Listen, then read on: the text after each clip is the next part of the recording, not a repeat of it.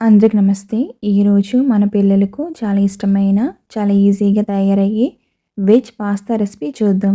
తక్కువ టైంలో, తక్కువ ఆయిల్‌తో తయారయ్యే ఈ పాస్తా టేస్ట్ చాలా బాగుంటుంది. పిల్లలకు టిఫిన్ బాక్స్‌కి ఇది కూడా పర్ఫెక్ట్. మరి ఆలస్యం చేయకుండా వీడియో మొదలుపెడదాం. ముందుగా ఒక గిన్నెలోని వాటర్ వేసుకోండి. వాటర్ కొంచెం మరిగిన తర్వాత కొద్దిగా ఉప్పు వేసుకోండి. కొద్దిగా ఆయిల్ కూడా వేసుకోండి. ఇప్పుడు వాటర్ కొంచెం మరిగిన తర్వాత పాస్తా వేసి సాఫ్ట్ అయ్యే వరకు ఉడికించండి. ఇప్పుడు పాస్తా ఎక్కడ అడుగంటకుండా కలుపుతూ ఉండండి. ఇలా మీడియం ఫ్లేమ్ మీద 2-3 నిమిషాలు ఉడికించండి. పాస్తా బాగా ఉడికిన తర్వాత వాటర్ని వడగట్టి పక్కన పెట్టుకోండి. ఇలా డ్రై అయ్యే వరకు పక్కన ఉంచుకోండి.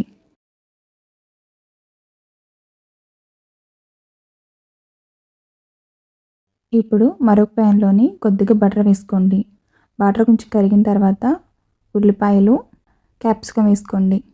క్యాప్సికము, ఉల్లిపాయలు కొంచెం లైట్గా వేగించుకోవాలి.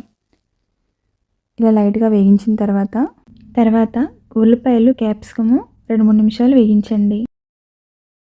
ఇప్పుడు తర్వాత సన్నగా తరిగిన వెల్లుల్లి వేసి లైట్గా వేగించాలి. ఇప్పుడు పెప్పర్ వేసుకోండి. మీకు స్పైసీ ఎంత కావాలంటే అంత పెప్పర్ వేసుకోండి. నేను ఇక్కడ 2 టీ స్పూన్ దాకా టమాటా పౌడర్ వేసుకున్నానండి. ఇప్పుడు రుచికి సరిపడ ఉప్పు ఇలా వేసుకున్న తర్వాత బాగా కలపండి. ఇలా కలిపిన తర్వాత కొద్దిగా వాటర్ వేసుకోండి. ఇలా వేసుకున్న తర్వాత ఇప్పుడు మనం ఉడికించిన పాస్తాని ప్యాన్లో వేసి అన్ని మసాలాలు బాగా పట్టేలా కలపాలి. ఇప్పుడు పాస్తా పౌడర్ వేసుకోండి. నేనైతే 2 టీ స్పూన్ పాస్తా పౌడర్ వేసుకున్నాను. ఇలా వేసుకున్న తర్వాత 2-3 నిమిషాలు కలుపుతూ ఉండండి.